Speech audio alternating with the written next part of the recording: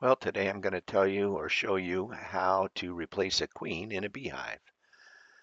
This particular hive seemed to have lost its queen through swarming or whatever. So let's first disassemble the hive, take off the inner cover first. And what we're looking at now is the top of the honey super. This is the box where I'll take my honey from later this summer, then again in the fall. Once I remove the top box or the honey super, you'll see the queen excluder. It's nothing but a plastic screen that keeps the queen from going up and laying eggs in the honey super, which makes a mess come harvest time. So I'm just going to do a little housekeeping and clean off some of the burr comb or honeycomb that's the bees love to put everywhere and anywhere, and sometimes makes for a real mess and makes it difficult to move anything around inside there. So you'll see me cleaning that off periodically from time to time. This little red pry bar I have in my hand is called a hive tool. I have two of them. This one has a J hook on the end, which is perfect for prying up frames out of a hive. Typically, they are glued down with something called propolis. So one of the reasons, one of the ways you can tell that a hive does not have a queen is all you see are drone cells, and that's what you're seeing in the middle of this frame. The cappings bulge above the honeycomb because drones are typically bigger. They're the male bees with no stinger, by the way. And they're kind of in a hodgepodge pattern, telling me that a worker bee is now laying eggs or numerous worker bees instead of a queen.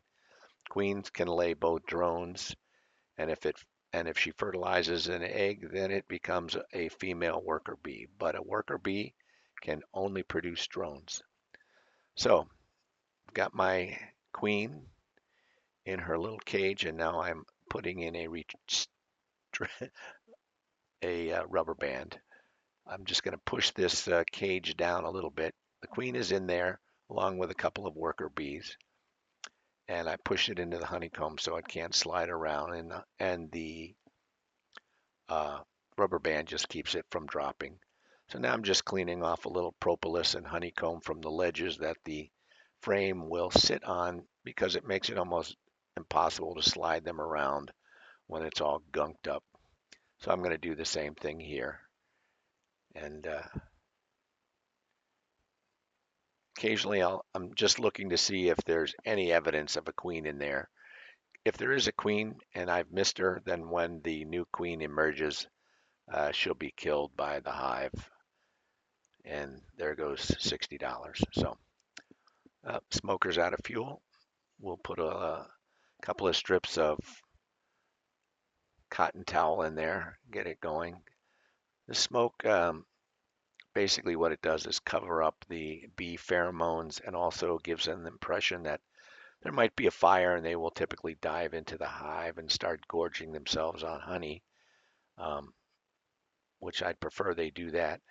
And this frame I put in just a couple weeks ago, and you can see that the bees have started to make honeycomb on it. So hopefully by the end of the season that will be complete if they need it, and they'll use it for storing honey or pollen. Okay, we're putting it back together. Queen excluder goes on in a few taps just to get them off of the top if possible. Same thing here. More fuel. Sometimes you see the bees scatter, and then try to put the top box, the honey super on without squashing too many bees. Scrape off the inner cover. I'll show you a little notch here that's cut in the top, which allows the bees to come and go without having to go through the lower entrance. In case it's covered by snow, they can still get out. And the top cover, the telescoping cover, they call it, doesn't obscure that notch so they can come and go. And that's about it. And thanks for watching.